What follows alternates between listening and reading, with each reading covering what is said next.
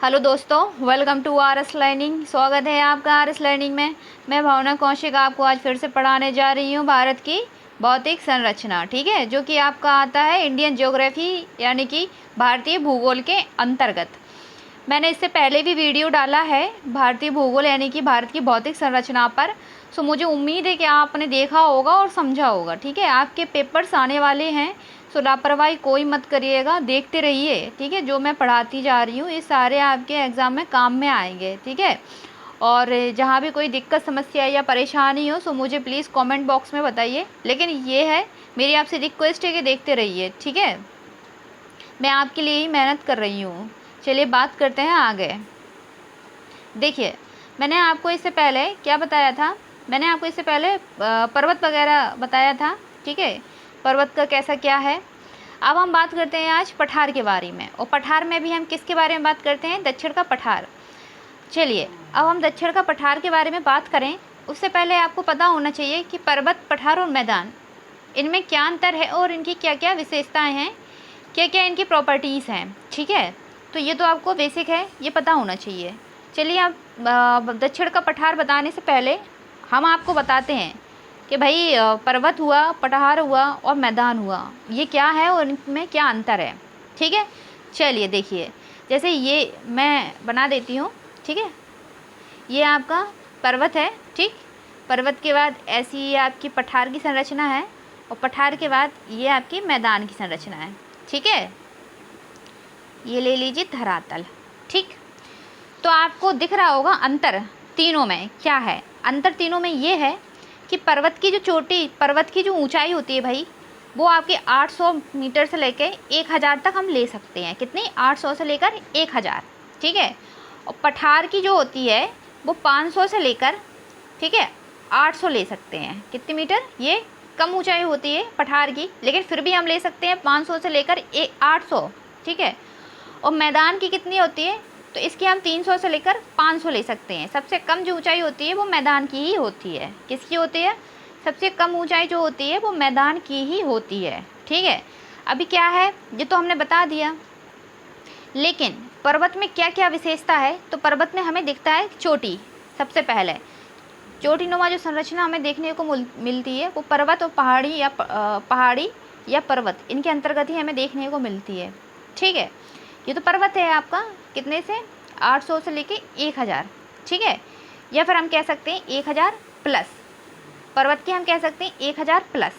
ठीक है, और जो पहाड़ी है, पहाड़ी की हम कह सकते हैं 800 से 1000।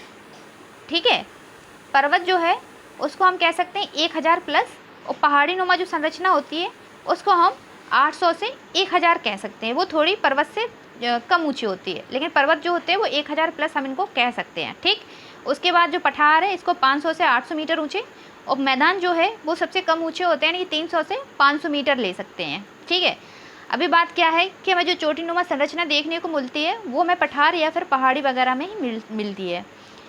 ठीक है, तो सबसे पहली बात तो ये है कि पर्वत जो हैं उनमें हमें चोटी देखने को मिलती है, चोटीनुमा संरचना। ठीक, दूसरी बात ये है, ये हुआ इनका खड़ा ढाल। ठीक है, तो क्या मिलता है हमें, खड़ा ढाल। ठीक है, और इस खड़े ढाल के सहारे ही जो नदियाँ वगैरह हैं जिनका उद्गम होता है, ठीक है, पर्वत वगैरह से, तो वो इन खड़े हुए ढाल के सहारे ही मैदान में प्रवेश करती हैं। ठीक है, वो भी तीव्र वेग से। तो इनकी दूसरी प्रॉपर्टीज़ क्या हो गई, इनकी दूसरी हो गई खड़ा हुआ ढाल। और तीसरी बात क्या है कि इनका जो आधार होता है वो बहुत चौड़ा होता है। आधार कैसा होता है, आधार इनका चौड़ा होता है। तो इनकी आप 3 याद रख लीजिए। अगर पर्वत बात करें तो पर्वत की 1000 प्लस ऊंचाई होती है। ठीक है, और पहाड़ी की बात करें तो 800 से 1000 मीटर ऊंची होती है। ठीक, दूसरी बात ये है कि इनका खड़ा हुआ ढाल होता है। ठीक है, जिनसे नदियाँ तीव्र वेग से मैदान में प्रवेश करती हैं बहती हुई।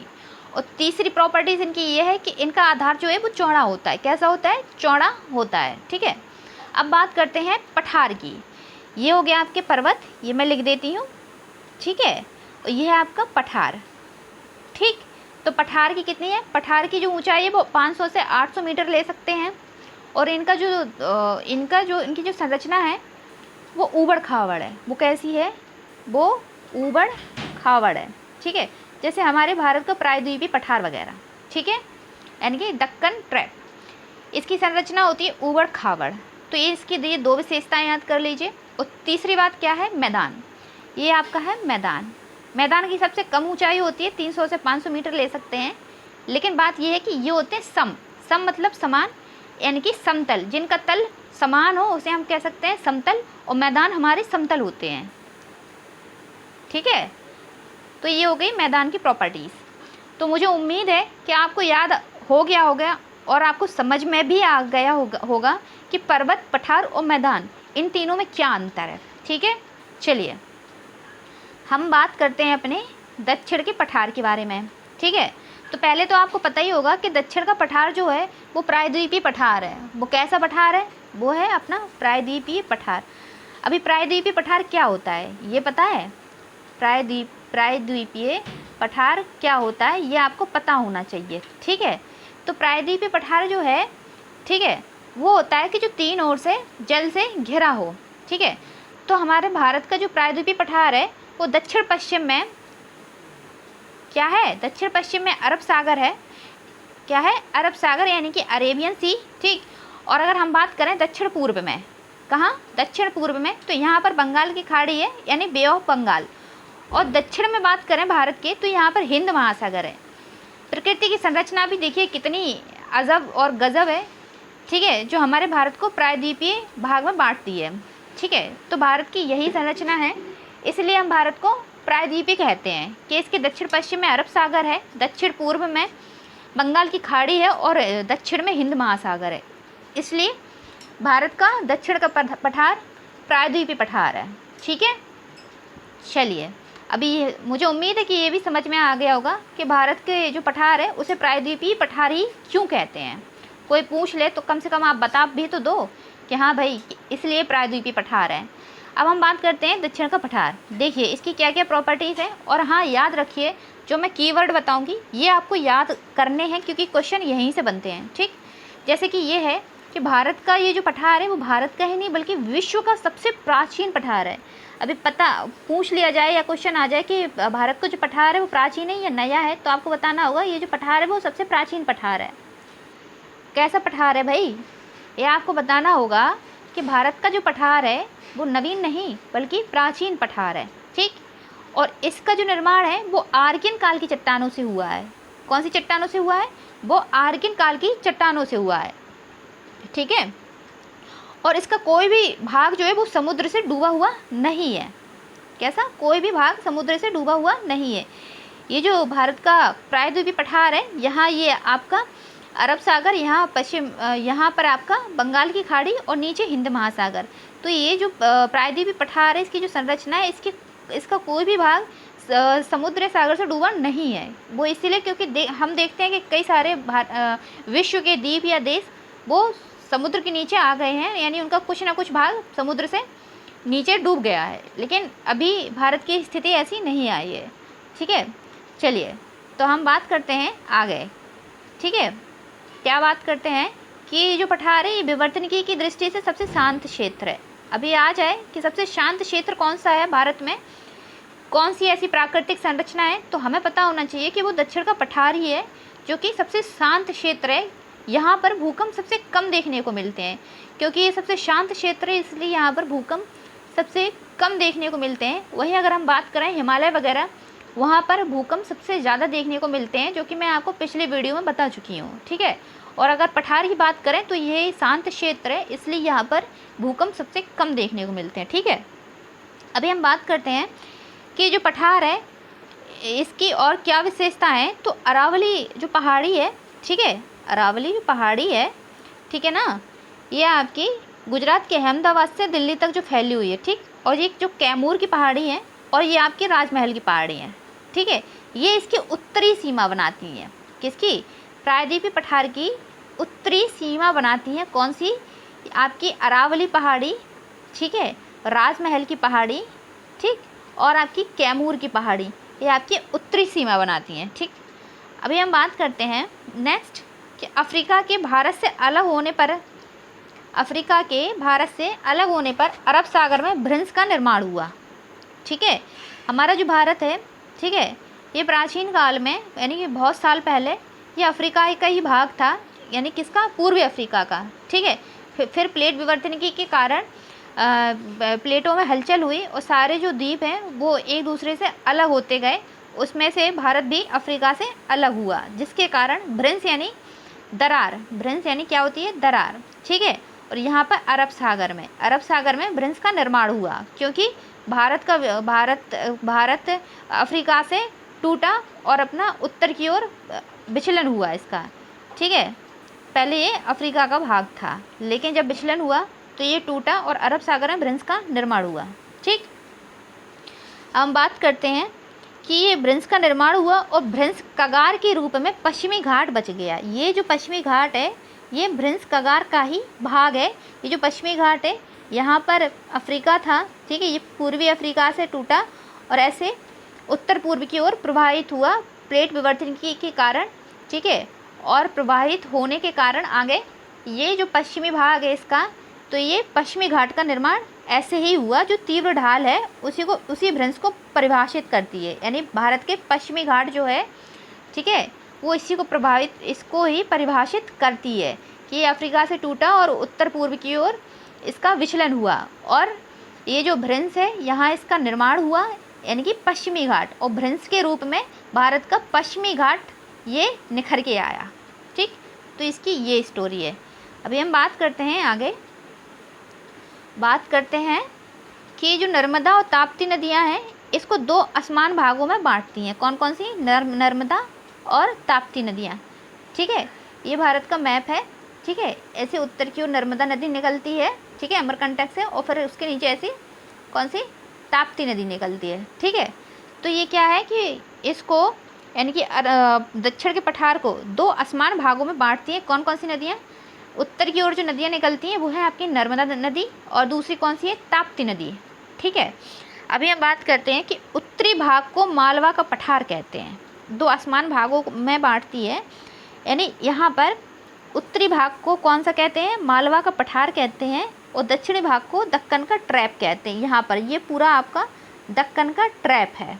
ठीक, तो हम बात करते हैं किसकी, दक्षिण के पठार की, कि इसके उत्तरी भाग को क्या कहते हैं। दक्षिण के पठार के उत्तरी भाग को हम मालवा का पठार कह सकते हैं। ठीक है, और दक्षिणी भाग को हम क्या कह सकते हैं, दक्कन का ट्रैप कह सकते हैं। क्या कह सकते हैं, दक्कन का ट्रैप। ठीक, पठार के उत्तर पश्चिम भाग में उद्बोधन के कारण लावा के प्रभाव से दक्कन का निर्माण हुआ, यानी पठार है यहाँ पर उत्तर पश्चिम भाग यहाँ पर। ठीक है, प्राचीन समय में यानी बहुत समय पहले यहाँ पर, ठीक है, ज्वालामुखी से उद्बोधन हुआ और यहाँ से लावा का प्रवाह हुआ। क्या हुआ, लावा का प्रवाह हुआ। ठीक है, जिससे यहाँ पर दक्कन के पठार का निर्माण हुआ। ठीक, ये हमें याद रखना है। क्या याद रखना है कि पठार के उत्तर पश्चिम भाग में ज्वालामुखी से उद्बोधन के कारण लावा का प्रभाव हुआ, यानी कि प्रवाह हुआ। ठीक है, और दक्कन ट्रैप का निर्माण हुआ। ठीक है, अभी हम बात करते हैं अरावली श्रेणी। दक्षिण का पठार आपका हो गया, तो मुझे उम्मीद है ये सारे पॉइंट आप याद रख लेंगे और इसे समझते चले जाएंगे। ठीक है, हम बात करते हैं अब अरावली पर्वत। किसकी बात करते हैं, हम बात करते हैं अरावली पर्वत। तो सबसे पहले तो यही याद कर लीजिए कि अरावली पर्वत है ये किस प्रकार का पर्वत है। तो याद रखना होगा ये एक अपशिष्ट पर्वत है। कैसा, ये एक अपशिष्ट पर्वत है। ठीक है, और कौन से पर्वत के अंतर्गत आता है, तो ये मोड़दार पर्वत के अंतर्गत आता है। कौन से, मोड़दार पर्वत के अंतर्गत आता है, यहाँ पर ये लिखा भी है। ठीक है, अगर पूछ लिया जाए कि अरावली पर्वत कैसा पर्वत है, तो आप बताएंगे अरावली पर्वत जो है वो केवल एक अवशिष्ट पर्वत है और ये विश्व के मोड़दार पर्वतों में ही आता है। ठीक है, अब बात करते हैं कि अरावली की लंबाई कितनी है। तो अरावली की जो लंबाई है वो 1100 किलोमीटर है। कितनी है, 1100 किलोमीटर। और कहाँ से कहाँ तक फैला हुआ है, तो ये गुजरात के अहमदाबाद से लेकर दिल्ली तक फैला हुआ है। ठीक है, ये गुजरात के अहमदाबाद से लेकर दिल्ली तक फैला हुआ है और ये जो है कहाँ पर है, ये उत्तर पश्चिमी भाग में फैला हुआ है। और इसकी सबसे ऊंची जो चोटी है वो माउंट गुरु शिखर है। कौन सी है, माउंट गुरु शिखर है। ठीक है, देखिए मैं यहाँ पर मैप बना देती हूँ। ठीक है, तो ये भारत का क्या है, ये है आपका उत्तर पश्चिमी भाग। ठीक है, तो क्या है कि अरावली जो है वो यहाँ पर है आपके उत्तर पश्चिमी भाग में, यानी राजस्थान, गुजरात के उत्तर से लेकर राजस्थान और ऐसे ही दिल्ली तक फैला हुआ है। ठीक है, इसकी कितनी लंबाई है, इसकी है 1100। ठीक है, और ये गुजरात के अहमदाबाद से लेकर दिल्ली तक फैला हुआ है। और कहाँ पर है, ये आपका है उत्तर पश्चिमी भाग में। कहाँ पर है, ये आपका उत्तर पश्चिमी भाग में है। और इसकी सर्वोच्च चोटी कौन सी है, इसकी सर्वोच्च चोटी जो है वो आपकी गुरु शिखर है। सर्वोच्च चोटी जो है, सर्वोच्च चोटी आपकी गुरु शिखर है। कौन सी है, गुरु शिखर है। ठीक है, यह आ जाए आपका कि कौन सा, अरावली पर्वत की सबसे ऊंची चोटी कौन सी है, तो आप बताएंगे कि अरावली पर्वत की सबसे ऊंची चोटी जो है वो गुरु शिखर है। ठीक है, चलिए अब आगे बात करते हैं। देखिए, यह है प्रायद्वीपीय पठार का विभाजन। ठीक है, कि प्रायद्वीपीय पठार के अंतर्गत कौन कौन सी संरचनाएं हमें देखने को मिलती हैं। ठीक, तो हम बात करते हैं। देखिए, अरावली पठार जो है, ये जो प्रायद्वीपीय पठार है, ये आप ऐसे ले लीजिए इसको। ठीक, आप ऐसे ले लीजिए।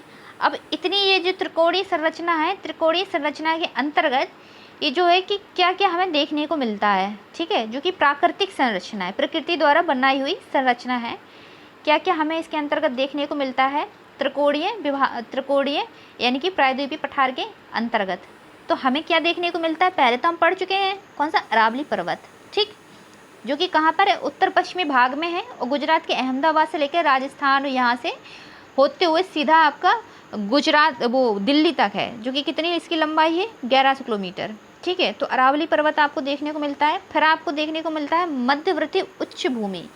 मध्यवर्ती उच्च भूमि में भी आपको क्या मिलता है, मालवा का पठार मिलता है। ठीक है, क्योंकि जो कि मध्य प्रदेश, छत्तीसगढ़ यहाँ सब फैला हुआ है। फिर उसके ऊपर क्या मिलता है, बुंदेलखंड का पठार। ठीक, और फिर आपको विंध्य पर्वत श्रेणी देखने को मिलती है। क्या मिलती है, मध्यवर्ती उच्च भूमि के अंतर्गत आपको मालवा का पठार, बुंदेलखंड का पठार और विंध्य पर्वत श्रेणी। ठीक है, दक्कन का पठार भी आपको देखने को मिलता है। और दक्कन के पठार के अंतर्गत आपको दक्कन पठार, ये तेलंगाना पठार और मैसूर पठार, ठीक है, ये देखने को मिलता है। ठीक है, दक्कन के पठार के अंतर्गत आपको दक्कन का पठार, तेलंगाना का पठार और मैसूर का पठार। और पूर्वी पठार के अंतर्गत आपको बघेलखंड का पठार, ठीक है, छत्तीसगढ़ का पठार और दंडकारण्य पठार और छोटा नागपुर पठार तथा मेघालय पठार, ये सब आपको देखने को मिलता है। किसके अंतर्गत, पूर्वी पठार के अंतर्गत। ठीक है, और हम बात करते हैं, ये तो हो गया आपका बीच वाला पार्ट। ठीक, लेकिन हम बात करते हैं यहाँ पर कौन सा, पूर्वी घाट और पश्चिमी घाट। तो पूर्वी घाट आपका ये वाला पार्ट है यहाँ पर, यानी कि हम पूर्वी हिस्से को कह सकते हैं, और पश्चिमी घाट आपका ये वाला हिस्सा है जो कि हम पश्चिमी हिस्से को कह सकते हैं। ठीक है, ये जो पार्ट है ये आपका पूर्वी घाट है और ये जो पार्ट है ये आपका पश्चिमी घाट है। ठीक है, तो इसके अंतर्गत क्या है, पूर्वी घाट और पूर्वी घाट पर्वत ये, और पश्चिमी घाट पर्वत ये तो आपके पूर्व पश्चिम में है। लेकिन आपको जो बीच में जो पाई जाती है संरचना, पूर्वी पठार, बघेलखंड का पठार, छत्तीसगढ़ का पठार, दंडकारण्य पठार, छोटा नागपुर पठार और मेघालय पठार, ये, और दक्कन का पठार, मध्यवर्ती उच्च भूमि और अरावली पठार, ये अरावली पर्वत, ये आपको देखने का मिलता है प्रायद्वीपीय पठार के अंतर्गत। ठीक है, चलिए हम आगे देखते हैं। मध्यवर्ती उच्च भूमि क्या है, सबसे पहले हम देखेंगे मध्यवर्ती उच्च भूमि। ये है आपका मध्यवर्ती उच्च भूमि, कहाँ पर है, ये है आपकी मध्यवर्ती उच्च भूमि। तो इसके अंतर्गत कितने पार्ट आते हैं, ये 3, मालवा का पठार, बुंदेलखंड का पठार और आपका विंध्य पर्वत श्रेणी। ठीक है, ये आपकी मध्यवर्ती उच्च भूमि के अंतर्गत देखने को मिलती है। चलिए इसको ये आगे समझते हैं। देखिए, ये आगे मध्यवर्ती उच्च भूमि, ठीक है, ये है। ठीक, तो इसके अंतर्गत क्या है, इसके अंतर्गत आप मालवा का पठार ले लीजिए, ये जो मैंने अभी पिछले उसमें बताया आपको, बुंदेलखंड का पठार ले लीजिए और विंध्य पर्वत श्रेणी। देखिए मालवा का पठार जो है, यह पठार नर्मदा और ताप्ती एवं विंध्याचल पर्वत जो है उसके उत्तर पश्चिम में फैला हुआ है। ठीक है, ये पठार नर्मदा, ताप्ती नदी और विंध्याचल पर्वत के उत्तर पश्चिम में फैला हुआ है। ठीक है, ये अगर आ जाए कि मालवा का पठार कहाँ पर है, इसकी स्थिति क्या है, तो आपको बताना होगा कि ये नर्मदा नदी, ताप्ती नदी और विंध्याचल पर्वत के उत्तर पश्चिम में फैला है और इसकी ऊंचाई जो है वो 800 मीटर ही है। ठीक, लेकिन यह ग्रेनाइट जैसी चट्टानों से बना है।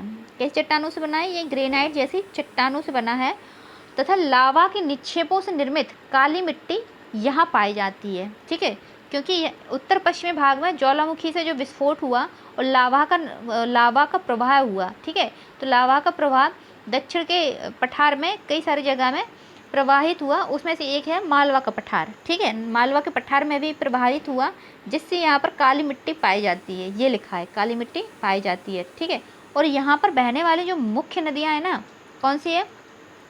चंबल के डाकू तो आपने सुना ही होगा। वो आपकी कहाँ से? वो मालवा के पठार से ही बहती है। ठीक, चंबल और बेतवा, ये हमारे बुंदेलखंड की फेमस नदियाँ हैं, चंबल और बेतवा। तो हम बात करते हैं बनास, चंबल, सिंध माही, ठीक, और बेतवा। ये आपकी जो नदियाँ हैं वो मालवा के पठार से ही बहती हैं। कौन सी? बनास, चंबल, सिंध माही और बेतवा। ठीक, अब हम बात करते हैं बुंदेलखंड का पठार। यह जो पठार है वो मालवा के पठार के पूर्व में स्थित है। कहाँ पर स्थित है? ये मालवा के पठार के पूर्व में स्थित है और इसकी स्थलाकृति जो है वो नीस और कॉर्डजाइट के अंतर्गत आती है। नीस तथा कॉर्डजाइट जो पत्थर हैं, ठीक है, उनके अपर्दन से ये विकसित हुई है। ठीक है, अपर्दन मतलब क्या होता है? ठीक है, अपर्दन, अपक्षय, ठीक है, और निक्षेपण, इन तीनों में अंतर बताइएगा। ठीक है, कि ये क्या होता है। ठीक, अब ये बात है कि चंबल नदी द्वारा महाखड्ड के कारण ही इसे उत्खात भूमि या फिर उत्खात भूमि का प्रदेश, ठीक है, ये कहते हैं, क्योंकि चंबल नदी जो है वो बुंदेलखंड के पठार से ऐसे निकलती है। ठीक है, तो चंबल नदी एक बड़े हिस्से से निकलती है। ठीक है, और ऐसे ऐसे ऐसे और बीच में बड़े बड़े खड्डों का निर्माण करते हुए निकलती है, बड़े बड़े खड्डों का निर्माण करते हुए। इसलिए बुंदेलखंड के पठार में जो कई सारे हिस्सों में बीच में बड़े बड़े खड्डे बन गए हैं। किसके कारण? चंबल की नदी के कारण। और इसी वजह से इसे उत्खात भूमि का प्रदेश भी कहते हैं। किसको? बुंदेलखंड के पठार को। ठीक है, इसकी स्थिति कहाँ है? ये मालवा के पठार के पूर्व में है। कहाँ पर है बच्चे? मालवा पठार के पूर्व में स्थित है। ठीक, हम बात करते हैं विंध्य पर्वत श्रेणी। तो इसकी लंबाई कितनी है? इसकी लंबाई है 1200 मीटर, 1200 किलोमीटर। ठीक, और इस श्रृंखला का भारी अपर्दन हो चुका है। ठीक है, अपर्दन मतलब कैसे? अपर्दन कैसे होता है? अपर्दन कई कारणों से होता है, जैसे कि ताप के द्वारा, ठीक है, वर्षा के द्वारा, ठीक है, खनन के द्वारा। ठीक है, ये सारे कारक हैं, ठीक है, जो कि किसी प्राकृतिक संरचना के अपर्दन में महत्वपूर्ण भूमिका निभाते हैं। ताप मतलब कि जैसे सूर्य का ताप वगैरह हुआ, ठीक है, उसे चट्टानों का चटकना वगैरह, वर्षा के द्वारा, वर्षा की बूंदों के द्वारा भी, ठीक है, और खनन, जो मानव व्यक्ति है, मानव द्वारा अपने स्वार्थ के कारण खनन किया जा रहा है, ठीक है, तो उसके द्वारा, इन सब के कारण किसी भी प्राकृतिक संरचना में अपर्दन होता है। ठीक है, तो ये कारक होते हैं। तो यही एक कारक है कि चाहे वो विंध्य पर्वत श्रेणी हो और चाहे वो अरावली पर्वत श्रेणी हो, ठीक है, इनका काफ़ी अपर्दन हो चुका है, जिससे अपशिष्ट पर्वत के रूप में विद्यमान है। ठीक है, हम बात करते हैं इसकी औसत ऊंचाई कितनी है। तो इसकी औसत ऊंचाई क्या है? 500 से 700 मीटर है। कितनी है? 500 से 700 मीटर। लेकिन इसके पश्चिमी भाग पर लावा है, परंतु पूर्वी भाग पर लावा नहीं है। पश्चिमी भाग पर लावा है लेकिन पूर्वी भाग पर लावा नहीं है। ठीक, इसके पश्चिम में भारनेर श्रेणी तथा पूर्व में कैमूर पर्वत श्रेणियाँ आती हैं। भारनेर, ठीक है, यानी कि राजस्थान का पार्ट ले लीजिए, तथा पूर्व में कैमूर पर्वत श्रेणियाँ आती हैं। ये आपको याद रखना है। ठीक है, ये आपकी हो गई मध्यवर्ती उच्च भूमि के अंतर्गत। ठीक, अब हम बात करते हैं किसकी? दक्कन के पठार की। किसकी बात करते हैं? हम बात करते हैं दक्कन के पठार की। तो दक्कन का पठार जो है यह ताप्ती नदी के पश्चिम में फैला हुआ है। ठीक है, ये जो है वो ताप्ती नदी के पश्चिम में फैला हुआ है और उत्तर पश्चिम में सतपुड़ा तथा विंध्याचल और उत्तर में महादेव और मैकाल और पूर्व में पूर्वी घाटी तथा पश्चिम में पश्चिमी घाटी से घिरा हुआ है। ठीक, दक्कन का पठार में आपको याद करना होगा इसकी स्थिति क्या है कि यह पठार ताप्ती नदी के पश्चिम में फैला हुआ है, या उत्तर पश्चिम में सतपुड़ा, विंध्याचल और उत्तर में महादेव और मैकाल, और पूर्व में पूर्वी घाटी और पश्चिम में पश्चिमी घाटी के अंतर्गत घिरा हुआ है। ठीक है जी। चलिए अब बात करते हैं आगे कि ये जो है वो क्रेटेशियस तथा पूर्व टर्शियरी काल में होने वाली ज्वालामुखी उद्गार से निकले बेसिक लावा से बना है। बेसिक लावा से बना है, लेकिन कब? क्रेटेशियस तथा पूर्व टर्शियरी काल में। क्रेटेशियस तथा पूर्व टर्शियरी काल में होने वाले ज्वालामुखी उद्गार से निकली बेसिक लावा से इसका निर्माण हुआ है। ठीक है, हम बात करते हैं आगे कि इसका सामान्य ढाल जो है वो उत्तर तथा उत्तर पश्चिम से दक्षिण तथा दक्षिण पूर्व की ओर है। ये इम्पोर्टेंट है भाई, ये पॉइंट जो है वो इम्पोर्टेंट है कि पूछ लिया जाता है कि दक्षिण का पठार है उसकी स्थिति क्या है। इसकी स्थिति है कि सामान्य ढाल उत्तर तथा उत्तर पश्चिम से दक्षिण तथा दक्षिण पूर्व की ओर है। ठीक है, दक्षिण तथा दक्षिण पूर्व की ओर है। इसी कारण इस पठार से निकलने वाली जो नदियां हैं वो पूर्व वाहिनी है। ताप्ती नदी इसकी उत्तरी सीमा बनाती है। ताप्ती नदी क्या है? वो इसकी उत्तरी सीमा बनाती है। ठीक है, तो दक्षिण का पठार जो है वो आपका, ये हम कह सकते हैं कि उत्तर पश्चिम से, ठीक है, ये आपका जो पठार है वो उत्तर पश्चिम से यहाँ पर दक्षिण पूर्व की ओर, ठीक है, यानी इसकी स्थिति ऐसी है, उत्तर पश्चिम से दक्षिण पूर्व है। किसकी? भारत के प्रायद्वीपीय पठार की। यही कारण है कि आपने देखा होगा कि गोदावरी नदी, ठीक है, महानदी, कावेरी नदी, ठीक है, ये सारी क्या है? पश्चिम से निकलती हैं और पूर्व की ओर जाकर कहाँ पर? बंगाल की खाड़ी में अपना मुहाना बनाती हैं। क्यों? क्योंकि इसका ढाल है भाई। ये कैसा ढाल है इसका? भारत के प्रायद्वीपीय पठार का उत्तर पश्चिम से दक्षिण पूर्व की ओर। ठीक है, लेकिन दो नदियाँ ऐसी हैं, कौन सी? नर्मदा नदी, यहाँ पर नर्मदा नदी और ताप्ती नदी, ठीक है, जो कि पूर्व से, ठीक है, पूर्व में इनका उद्गम होता है और पश्चिम में ये अपना मुहाना बनाती है। कहाँ पर? यहाँ पर अरब सागर में या फिर अरेबियन सी में। कहाँ पर बनाती है? अरब सागर या फिर अरेबियन सी में। ठीक है, यहाँ पर नर्मदा नदी के नीचे जो ये है, ये नदी, ये आपकी ताप्ती नदी है। इसलिए हम इसको कह सकते हैं कि दक्कन के पठार के जो ऊपर कौन सी नदी है? वो ताप्ती नदी है। ठीक है, जो सीमा बनाती है दक्कन के पठार। आ जाए कि ताप्ती नदी है, गोदावरी, महानदी है, नर्मदा, तो आपको बताना होगा कि दक्कन के पठार की जो ऊपरी नदी है, जो कि ऊपरी सीमा बनाती है, वो कौन सी नदी है? वो है आपकी ताप्ती नदी। ठीक, और ताप्ती नदी के ऊपर है आपकी नर्मदा नदी। ठीक है, चलिए हम बात करते हैं कि ये जो पठार है वो किस किस प्रदेश में फैला हुआ है। तो ये आपका मध्य प्रदेश में फैला हुआ है। कौन से? मध्य प्रदेश में फैला हुआ है, महाराष्ट्र में फैला हुआ है, आंध्र प्रदेश में, कहाँ पर? आंध्र प्रदेश में, कर्नाटक तथा गुजरात राज्यों में फैला हुआ है। ठीक है, ये जो पठार है वो आपका मध्य प्रदेश में, महाराष्ट्र में, आंध्र प्रदेश, कर्नाटक तथा गुजरात राज्यों में फैला हुआ है। कौन सा पठार? दक्कन का पठार। ठीक है, चलिए ये तो हो गई आपकी मध्यवर्ती उच्च भूमि की विशेषता, मतलब कौन कौन सी संरचना आती है और दक्कन के पठार के में कौन कौन सी विशेषता आती है। ठीक है, तो याद रख लीजिएगा कि दक्कन के पठार की स्थिति कहाँ पर है। ठीक है, कि ताप्ती नदी के पश्चिम में फैला हुआ है। ठीक है, सतपुड़ा, विंध्याचल, उत्तर में महादेव और मैकाल, पूर्व में पूर्वी घाटी और पश्चिम में पश्चिमी घाट से ये घिरा हुआ है। कौन सा? दक्कन का पठार। ठीक है, और ताप्ती नदी जो है इसकी उत्तरी सीमा बनाती है। ये इम्पोर्टेंट है आपका पॉइंट। कौन सा है? ये वाला, कि ताप्ती नदी इसकी उत्तरी सीमा बनाती है। ठीक है, ये याद करते हुए चलिएगा। चलिए अब आगे बात करते हैं। अब हम बात करते हैं कि दक्कन के पठार के भाग क्या हैं।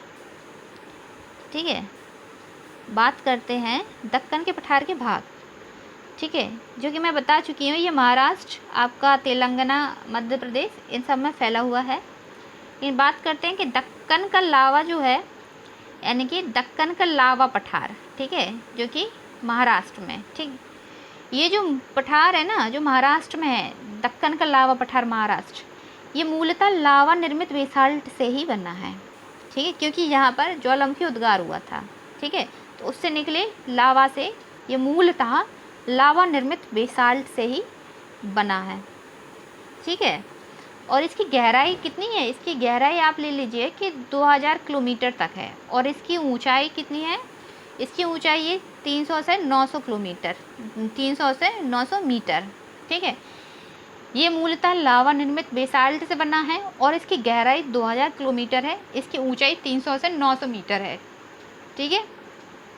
बात करते हैं तेलंगाना के पठार, जो कि ये जो पठार मैं आपको बताती हूँ कि ये दक्कन पठार के अंतर्गत आते हैं, ठीक है। बात करते हैं तेलंगाना का पठार, तो इसका फैलाव जो है वो आंध्र प्रदेश के आंतरिक भागों तक है। अभी तेलंगाना के अलग थोड़ी है, अभी अलग हो गया 2014 में, ठीक है। तो अभी तेलंगाना इसको बोलने लगे, लेकिन था तो आंध्र प्रदेश का ही ना, तो इसको हम ले लेंगे कि ये जो पठार है वो इसका फैलाव आंध्र प्रदेश के आंतरिक भागों तक है, ठीक है। और इसका उत्तरी हिस्सा जो है वो पठारी है, कैसा है, पठारी है, एवं दक्षिणी हिस्सा मैदानी रूप में है, कैसा है, मैदानी रूप में है, ठीक है। यह तालाब निर्माण के लिए अनुकूल स्थिति है, तालाब निर्माण के लिए अनुकूल स्थलाकृति है, ठीक है। इसी कारण इस क्षेत्र में तालाब अधिक पाए जाते हैं, क्या पाए जाते हैं, तालाब अधिक पाए जाते हैं, ठीक है। गोदावरी नदी जो है इस पठार को 2 भागों में विभाजित करती है, ठीक है। गोदावरी नदी हमारी जो है वो महाराष्ट्र के नासिक से निकलती है ऐसे, ठीक है। और तेलंगाना आंध्र प्रदेश से होते हुए बंगाली खाड़ी में गिर जाती है। तो तेलंगाना को क्या है कि ये 2 भागों में बांटती है, कौन सी, गोदावरी नदी, कौन सी नदी, गोदावरी नदी, ठीक है। चलिए हम बात करते हैं आगे मैसूर या कर्नाटक का पठार, ठीक है। मैसूर या कर्नाटक का पठार, तो यह मुख्यतः आर्कियन या ग्रेनाइट तथा नीस चट्टानों से बना है। ये किससे, ये मुख्यतः आर्कियन, ग्रेनाइट तथा नीस चट्टानों से बना है। लेकिन बेंगलुरु से मैसूर के मध्य लावा पठार भी पाए जाते हैं, बेंगलुरु से मैसूर के मध्य लावा पठार भी पाए जाते हैं। दक्षिण की ओर नीलगिरी पर्वत द्वारा सीमाबद्ध है, क्योंकि मैसूर में दक्षिण की ओर हम बात करें तो नीलगिरी पर्वत हमें देखने को मिलते हैं, लेकिन उत्तर में क्या है कि लावा पठार है, ठीक है। और बाबा बूदन की पहाड़ियाँ तो इसका प्रमुख हिस्सा है, जो ही सुना होगा कॉफ़ी वगैरह के लिए, तो बाबा बूदन की पहाड़ियाँ जो है इस पठार का हिस्सा है, ठीक है। और लोहे अयस्क, ठीक है, ये जो कि नामी है, लोहे अयस्क की दृष्टि से यह धनी है, कौन सी, बाबा बूदन की पहाड़ियाँ, ठीक। कावेरी मैसूर के पठार पर बहने वाली मुख्य नदी है, कौन सी, कावेरी नदी। अगर हम कावेरी नदी की बात करते हैं ना, तो मैसूर के पठार में बहने वाली मुख्य नदी है। और कर्नाटक में शरावती नदी पर ही जोग या गांधी या गरसोप्पा जलप्रपात है, ठीक है। ये आपने जलप्रपात पढ़े होंगे, नाम भी सुना होगा, लेकिन इसकी स्थिति कहाँ है, ये है आपकी कर्नाटक में, ठीक है। ये भी आपको पता होगा कि यहाँ पर जो है कर्नाटक में शरावती नदी पर, कौन सी, शरावती नदी पर जोग या गांधी या गरसोप्पा जलप्रपात हमें देखने को मिलते हैं, ठीक है। ये आ गए आपके दक्कन के पठार के भाग, कौन कौन से हो गए हैं भाई, दक्कन के पठार के। तो दक्कन का लावा पठार यानी महाराष्ट्र हमने बात की, फिर हमने बात की तेलंगाना का पठार, ठीक है। और फिर हमने बात कर ली है मैसूर या फिर कर्नाटक का पठार, ठीक है। तो मुझे उम्मीद है यह आपको समझ आ गया होगा। चलिए बात करते हैं आगे, हम बात करते हैं पूर्व के पठार की, ठीक है। अब पूर्व के पठार के अंतर्गत कौन कौन से पठार आते हैं, तो ये ले लीजिए कि बघेलखंड का पठार, ठीक है, छत्तीसगढ़ का पठार, दंडकारण्य का पठार, छोटा नागपुर का पठार और मेघालय का पठार, ठीक। अब बात करते हैं एक एक पठार की क्या क्या प्रॉपर्टीज़ हैं। तो बात करते हैं बघेलखंड का पठार, ठीक है, बघेलखंड का पठार। तो यह जो पठार है वो मैकाल श्रृंखला के पूर्व में स्थित है, ठीक। और इसके उत्तर में सोनपुर की पहाड़ियाँ और दक्षिण में रामगढ़ की पहाड़ियाँ स्थित हैं, ठीक है। मध्य भाग पूर्व से पश्चिम की ओर ऊंचा है, ठीक है, मैकाल पहाड़ी, ठीक है।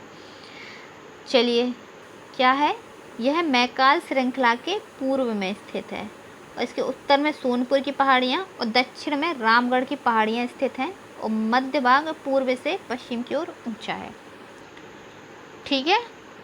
अब बात करते हैं छत्तीसगढ़ का पठार। यह बघेलखंड पठार के दक्षिण में स्थित है। अब ये एक दूसरे से जुड़े हुए हैं, एक कुडप्पा संरचना की चट्टानें मिलती हैं यहाँ पर। ये इम्पोर्टेंट है कि यहाँ पर कौन सी चट्टानें देखने को मिलती हैं। तो बात करते हैं कुडप्पा संरचना की चट्टानें देखने को मिलती हैं, जो कि बघेलखंड पठार के दक्षिण में स्थित है। इस पठार में वेनगंगा की घाटी तथा महानदी का ऊपरी बेसिन सम्मिलित है। ठीक है, और इस पठार की ऊंचाई दक्षिण की ओर बढ़ती जाती है। ये इम्पोर्टेंट है कि इस पठार में वेनगंगा की घाटी तथा महानदी का ऊपरी बेसिन है। ठीक है, महानदी का उद्गम यहीं से होता है। ठीक, बात करते हैं दंडकारण्य पठार। तो यह छत्तीसगढ़ तथा आंध्र प्रदेश की सीमावर्ती क्षेत्रों में स्थित है। किस किस के? छत्तीसगढ़ और आंध्र प्रदेश की सीमावर्ती क्षेत्रों में स्थित है। यह आर्कियन चट्टानों से बना ऊबड़ खाबड़ पठार है। कैसा है? ऊबड़ खाबड़ पठार है। फिर हम बात करते हैं छोटा नागपुर का पठार। तो यह उत्तर पूर्वी सीमावर्ती पठार है। ठीक है, लेकिन जो पारसनाथ की पहाड़ियाँ हैं ना, वो इसी पर है। ये आ जाता है आपका छोटा नागपुर का पठार। कि पारसनाथ की पहाड़ियाँ कहाँ पर है? तो छोटा नागपुर के पठार पर ही है। और इस पठार पर बहने वाली जो प्रमुख नदियाँ हैं ना, वो है आपकी महानदी, ठीक है, सोन नदी, दामोदर नदी, स्वर्णरेखा नदी। ठीक, और खनिज पदार्थों की दृष्टि से अत्यधिक धनी पठार है। ठीक है, यहाँ पर क्या है कि खनिज पदार्थों की दृष्टि से अत्यधिक धनी पठार है। यहाँ पर खनिज पदार्थ जो हैं अत्यधिक मात्रा में मिलते हैं। ठीक है, लेकिन यहाँ की जो प्रमुख नदियाँ हैं वो हैं आपकी महानदी, सोन नदी, दामोदर नदी और स्वर्णरेखा नदी। ठीक है, और जो पारसनाथ की पहाड़ियाँ आपने सुनी होगी ना, वो छोटा नागपुर पठार का ही हिस्सा है। ठीक, पूछ लिया जाए किस पठार का हिस्सा है? छत्तीसगढ़, बघेलखंड, दंडकारण्य, मेघालय का पठार, तो आप बताएंगे भाई कि वो है छोटा नागपुर का पठार। ठीक है, बात करते हैं मेघालय का पठार। तो इसे शिलोंग का पठार भी कहते हैं। इसे कौन सा पठार कहते हैं? इसको हम कह सकते हैं शिलोंग का पठार। ठीक है, मेघालय की राजधानी है शिलोंग। यह छोटा नागपुर पठार का समकालीन है, यानी कि छोटा नागपुर पठार से ही इसका विभाजन हुआ है। ठीक है, छोटा नागपुर पठार का ही समकालीन है। यह अत्यधिक कटा छटा वनों से भरा पठार है। इसका अपर्दन हो चुका है, लेकिन क्या है, यहाँ पर वर्षा अधिक मात्रा में होती है, जो कि उत्तर पश्चिमी मानसून, ये कहाँ से आता है? दक्षिण पश्चिमी मानसून से यहाँ पर। ठीक है, वर्षा अधिक होती है, इसलिए यहाँ पर क्या है, वन अत्यधिक है। तो ये अत्यधिक कटा छटा यानी कि अपर्दन हो चुका है इस पठार का, और ये अत्यधिक वनों से भरा हुआ पठार है। ठीक, और इसकी जो प्रमुख जो चोटियाँ हैं ना, पहाड़ियाँ, कौन कौन सी? मैंने 3 बताई थी। ये 3 सिस्टर हैं, गारो, खासी और जयंतिया। कौन कौन सी है? गारो, खासी और जयंतिया। ठीक है, ये पूछ लिया जाता है। और एक और है मिकिर, मिकिर पहाड़ी। कौन सी है भाई? मिकिर पहाड़ी। ये सब सम्मिलित हैं। ठीक है, अभी मिकिर पहाड़ी क्या है? ये आपकी असम में भी मिलेगी। अब ऐसा तो है नहीं कि एक पहाड़ी का नाम अगर असम में तो दूसरे राज्य में नहीं हो सकती, तो भाई हो सकती है। ठीक है, लेकिन 3 पहाड़ियाँ जो हैं वो फेमस हैं। कौन सी? गारो, खासी और जयंतिया। ठीक है, देखिए यहाँ पर मैं लिखती हूँ कौन कौन सी हैं। गारो, खासी, ठीक है, और जयंतिया, ये पहाड़ियाँ हैं। ठीक है, जो कि फेमस हैं। ठीक है, ये फेमस पहाड़ियाँ हैं। ठीक है, पूछ लिया जाता है मेघालय में कौन कौन सी पहाड़ी है? गारो, खासी और जयंतिया। ठीक, और इस पठार पर बहने वाली प्रमुख नदियाँ जो हैं कौन सी हैं? दुधनई और कैसनई। कितनी है? कौन सी है? दुधनई है और कैसनई नदी है, जो कि इस पठार पर बहने वाली प्रमुख नदियाँ हैं। ठीक है, देखिए ये है आपके पठार। ये क्या है? ये मैंने मानचित्र लिया है ताकि आपको समझ में आ जाए अच्छे से। ठीक है, देखिए ये आपका मालवा का पठार है। ठीक, और ये बुंदेलखंड का पठार। ये है आपका मालवा का पठार, ये है बुंदेलखंड का पठार, और ये है आपका बघेलखंड का पठार, ये छोटा नागपुर का पठार, ये शिलोंग का पठार। अभी मैंने बताया था कि शिलोंग का पठार छोटा नागपुर पठार के समकालीन यानी ये जुड़ा हुआ था। ठीक है, लेकिन मैंने बताया कि विवर्तनिकी की दृष्टि से इनमें प्लेटों में विचलन हुआ, और ये नीचे ये गैप हो गया, और ये जो शिलोंग का पठार है ये ऊपर इसकी स्थिति हो गई यहाँ पर, ठीक है। ये इसका ही समकालीन है, इससे ही अलग हुआ है, ठीक है। दंडकारण्य पठार ये है जो मैंने आपको बताया है कि ये कहाँ पर है, ये आपका छत्तीसगढ़ और आंध्र प्रदेश में है इसकी स्थिति, ठीक है। किसकी? दंडकारण्य पठार की, ठीक है। बुंदेलखंड का पठार है, ये मालवा पठार के उत्तर में है। कैसा है? उत्तर में है। और मालवा का पठार जो है वो आपका कहाँ पर ले सकते हैं, ये आपका ले सकते हैं यहाँ पर उत्तर पश्चिम यहाँ तक फैला हुआ है। और मालवा के पठार के पूर्व में ही बघेलखंड का पठार जुड़ा हुआ है। तो मालवा का पठार, बुंदेलखंड का पठार और बघेलखंड का पठार ये साथ में जुड़े हुए हैं, ठीक है। इनकी स्थिति ये है। तो कहाँ पर किसकी क्या स्थिति है मैंने आपको बता दिया है थ्योरी में, सो प्लीज़ वो देख लेना, ठीक है। कि मालवा का पठार कहाँ है, बुंदेलखंड का पठार कहाँ और बघेलखंड का पठार कहाँ। ये आपका कर्नाटक का पठार, दक्कन का पठार, ये तेलंगाना का पठार, ये, ठीक है। ये आपके प्रायद्वीपीय पठार के अंतर्गत ही आते हैं ये सब। चलिए आगे बात करते हैं। आगे हम बात करते हैं पूर्वी घाट पर्वत और पश्चिमी घाट पर्वत, ठीक है। ये बात करने के बाद आपके पठार का भाग जो है वो आज फिनिश हो जाएगा, ठीक है। चलिए पूर्वी घाट पर्वत और पश्चिमी घाट पर्वत, ठीक है। तो ये ले लीजिए, ये आपका पूर्वी घाट पर्वत है, पूर्वी, ठीक। और ये आपका कौन सा है? पश्चिमी घाट पर्वत है, ठीक। तो पूर्वी घाट पर्वत क्या है कि ये पर्वत जो है वो पूर्वी समुद्री तटीय मैदान के समानांतर है। पूर्वी समुद्रीय तट, ये इसका तट है यहाँ पर, और इसके समानांतर है कौन सा? पूर्वी घाट पर्वत, ठीक। महानदी की घाटी से दक्षिण में नीलगिरी तक, यहाँ पर ये है महानदी की घाटी, ठीक है, जो कि उड़ीसा होते हुए कहाँ पर? बंगाल की खाड़ी में अपना मुहाना बनाती है। तो महानदी की घाटी से दक्षिण में नीलगिरी तक, यहाँ पर आपका नीलगिरी की पहाड़ी है जो कि तमिलनाडु और केरला यहाँ तक विस्तृत है। ये कौन सी? नीलगिरी की पहाड़ी, ठीक है। तो इसकी स्थिति क्या है कि महानदी की घाटी से लेकर दक्षिण में नीलगिरी तक और उत्तर पूर्व से दक्षिण पश्चिम दिशा में फैली हुई है, ठीक। इसकी लंबाई जो है वो कितनी है? ये इम्पोर्टेंट है कि इसकी लंबाई 1800 किलोमीटर है, ठीक। और ये क्या है? एक प्रकार का अपशिष्ट पर्वत है, ठीक है। कैसे हो गया ये? यहाँ से जो क्या है कि अधिकांशतः नदियाँ, हमारा जो प्रायद्वीपीय पठार है वो उत्तर पश्चिम से, यहाँ से उत्तर पश्चिम से, ठीक है, दक्षिण पूर्व की ओर है इसकी स्थिति, ठीक है।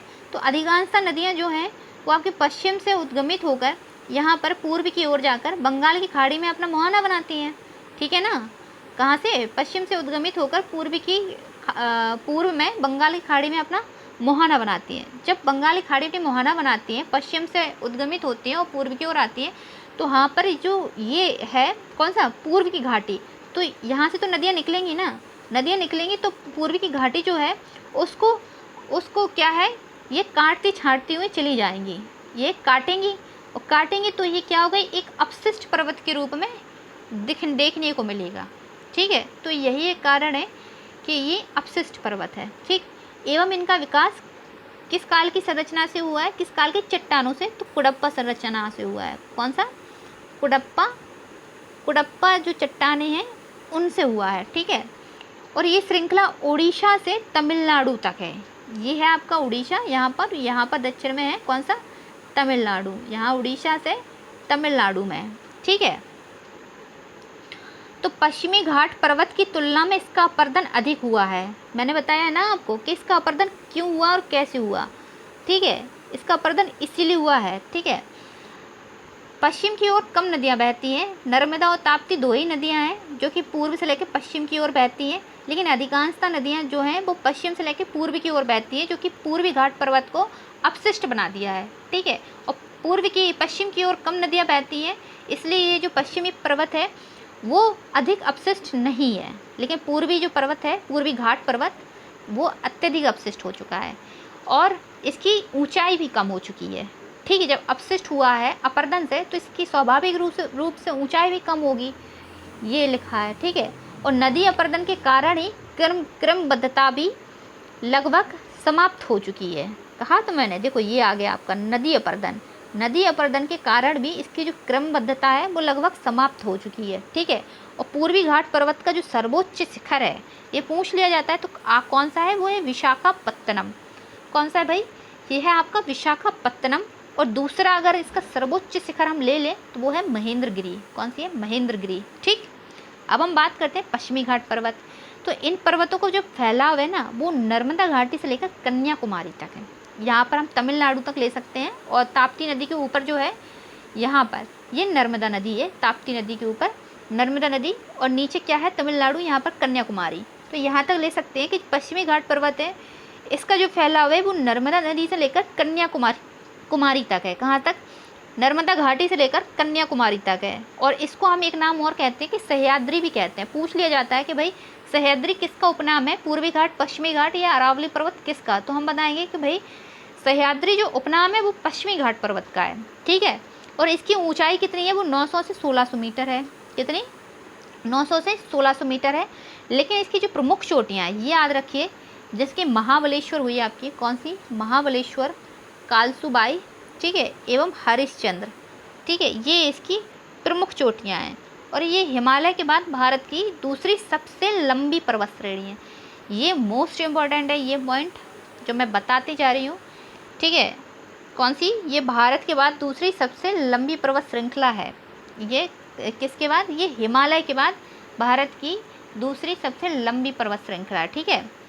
पश्चिमी घाट की प्रमुख पहाड़ियाँ कौन सी हैं, उत्तर से लेकर दक्षिण, ठीक है। कौन कौन सी है, पश्चिमी घाट की प्रमुख पहाड़ियों का क्रम, ये आ जाता है कि पश्चिमी घाट की प्रमुख पहाड़ियों का क्रम उत्तर से दक्षिण। तो हम याद रखेंगे कि नीलगिरी की पहाड़ी उत्तर में, ठीक है। उसके बाद हम ले सकते हैं अन्नामलाई पहाड़ी, नीलगिरी की पहाड़ी के बाद हम ले सकते हैं अन्नामलाई की पहाड़ी, ठीक है। और फिर हम ले सकते हैं कि इलायची पहाड़ी। कौन सी, इलायची पहाड़ी, ठीक है।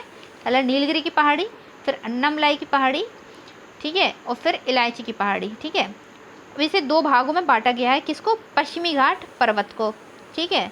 पश्चिमी घाट पर्वत को, इसको दो भागों में बांटा गया है। अब उत्तर के भाग को हम उत्तरी सह्याद्री कह सकते हैं, और दक्षिण के भाग को दक्षिणी सह्याद्री कह सकते हैं, ठीक है। तो उत्तरी सह्याद्री जो है, कि उत्तरी सह्याद्री के ऊपरी सतह पर लावा निक्षेप है। कौन सा, लावा निक्षेप है, जो कि बताया था कि उत्तर पश्चिमी भाग में क्या हुआ था कि ज्वालामुखी का उद्भव हुआ था, ठीक है। तो इससे क्या है, लावा का निक्षेपण हुआ था, इसलिए उत्तरी सह्याद्री की ऊपरी सतह पर लावा निक्षेप है। उत्तरी सह्याद्री का सर्वोच्च शिखर जो है वो कौन सा, कालसूबाई है। ये आ जाता है कि उत्तरी सह्याद्री का सबसे ऊपरी शिखर कौन सा है, वो कालसूबाई है। कौन सा, कालसूबाई। और उत्तरी सह्याद्री में दो दर्रे स्थित हैं। कौन से दर्रे हैं, एक तो थालघाट दर्रा स्थित है, ठीक है, जो मुंबई से नासिक की ओर, और भोरघाट दर्रा है जो मुंबई से पुणे की ओर, ठीक है।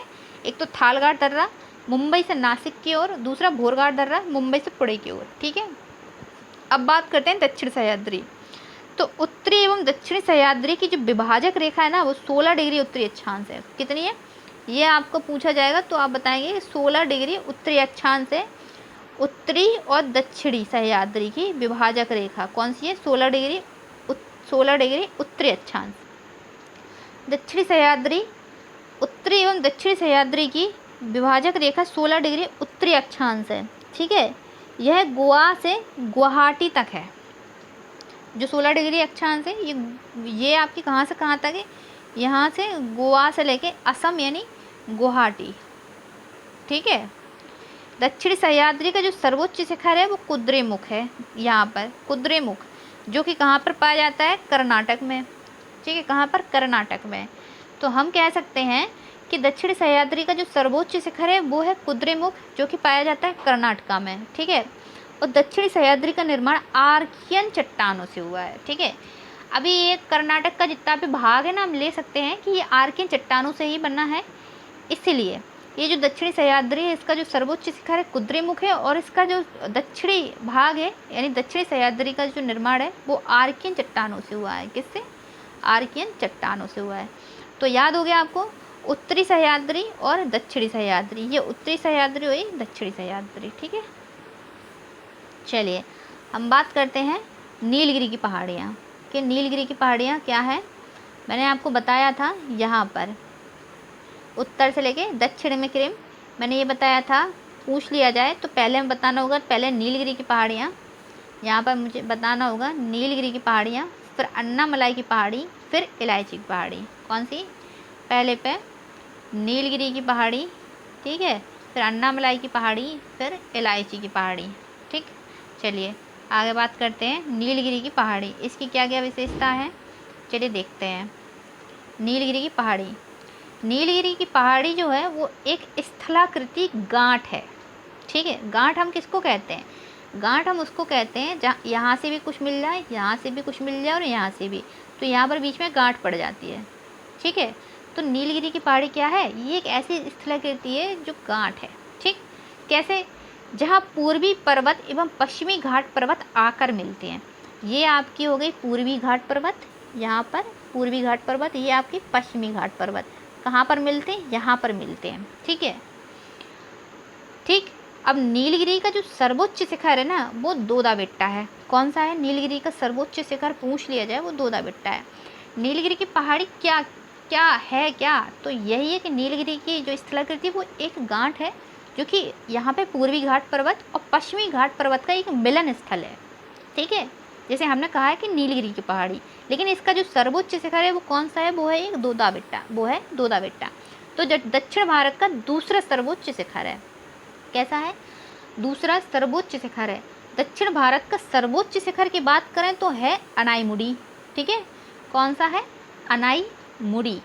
ठीक है, जो कि कहाँ पर है? ये अन्नामलाई पर्वत चोटी का पे है। अनाईमुड़ी जो है वो अन्नामलाई पर्वत चोटी का ही सर्वोच्च शिखर है। ठीक है, और दक्षिण भारत का सर्वोच्च शिखर है। ठीक है, कौन सा? अनाईमुड़ी। लेकिन जो दोदा बेट्टा है वो नीलगिरी का सर्वोच्च शिखर है, और जो कि दक्षिण भारत का दूसरा सर्वोच्च शिखर है। कौन सा? दोदा बेट्टा। और पहला कौन सा है दक्षिण भारत का? वो है आपका अनाईमुड़ी, जो कि कहाँ पर है? अन्नामलाई पर्वत पर।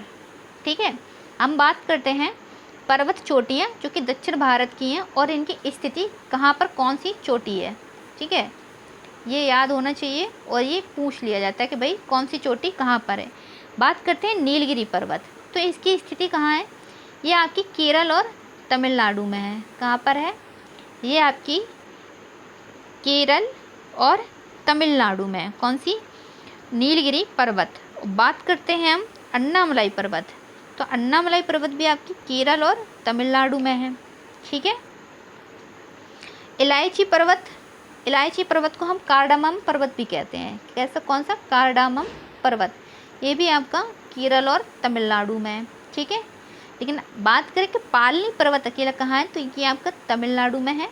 ठीक, शिवराय पर्वत, तो ये भी आपकी तमिलनाडु में है। ठीक है, और जावादी पर्वत, ये भी आपका तमिलनाडु में है। बात करें पालकोंडा पर्वत, तो ये आंध्र प्रदेश में है। वेलिकोंडा पर्वत आंध्र प्रदेश में, नल्लामलाई पहाड़ी आंध्र प्रदेश और तेलंगाना में। ठीक, और नगारी पहाड़ी ये कहाँ पर? ये आपके आंध्र प्रदेश में है। बात करें पंचमलाई पहाड़ी, तो ये भी आपकी तमिलनाडु, और शिरुमलाई पहाड़ी ये भी आपकी तमिलनाडु। ठीक है, देखिए ये है हमारे भारत का प्रायद्वीपीय हिस्सा। ठीक है, यहाँ पर है कौन सा? तमिलनाडु। ठीक है, और ये है आपका ऐसा केरल, ये क्या है? केरल, और ये है तमिलनाडु। ठीक है, ये है आपका केरल, ये है तमिलनाडु। ठीक है, तो ये जो नीलगिरी पर्वत है ना, ये आपका यहाँ पर केरल में और यहाँ तमिलनाडु दोनों में फैला हुआ है। ठीक, अन्नामलाई पर्वत जो है वो भी आपका केरल तमिलनाडु दोनों में। इलायची पर्वत जो है, जो कि दक्षिण भारत का सबसे दक्षिणी हिस्सा कौन सा है? वो आपका इलायची पर्वत या फिर कार्डामम पर्वत है। ठीक है, तो इलायची पर्वत या कार्डामम पर्वत भी आपका केरल और तमिलनाडु में। कहाँ पर है? केरल और तमिलनाडु में। और पालनी पर्वत अकेला आपका तमिलनाडु में है। ठीक, शिवराय पर्वत की बात करें तो ये भी अकेला आपका तमिलनाडु में है। जावादी पर्वत आपका तमिलनाडु। पालकोंडा पर्वत की बात करें तो ये आंध्र प्रदेश। वेलिकोंडा पर्वत ये आपका आंध्र प्रदेश। नल्लामलाई पर्वत जो है वो आंध्र प्रदेश और तेलंगाना। नगारी पहाड़ी आपका आंध्र प्रदेश। पंचमलाई पहाड़ी तमिलनाडु। और शुरुमलाई पहाड़ी जो है वो आपकी तमिलनाडु। ठीक है, तो ये मैंने आपको बता दिया है कि दक्षिण भारत में कौन कौन सी पर्वत चोटियाँ हैं और किस किस राज्य में वो पर्वत चोटियाँ पाई जाती हैं। ठीक है, तो मुझे उम्मीद है कि आप इसे देखेंगे और याद करेंगे। ये सारे मोस्ट इम्पॉर्टेंट है और पेपर में आए हुए क्वेश्चंस हैं। कोई भी प्लीज़ स्किप मत कीजिएगा, पढ़िएगा अच्छे से। मैं आपके लिए ही मेहनत कर रही हूँ। अगर किसी को कुछ भी दिक्कत हो तो प्लीज़ मुझे बताइएगा, ठीक है, लेकिन पढ़िएगा ज़रूर। ठीक है, चलिए आज के लिए इतना ही सही है। तो कल फिर स्टार्ट करते हैं नए टॉपिक के साथ और एक नई एनर्जी के साथ। आज यहीं पर विराम देते हैं। ठीक है, आप सभी का धन्यवाद और देखते रहिए प्लीज़। ठीक है, चलिए हम चलते हैं। धन्यवाद।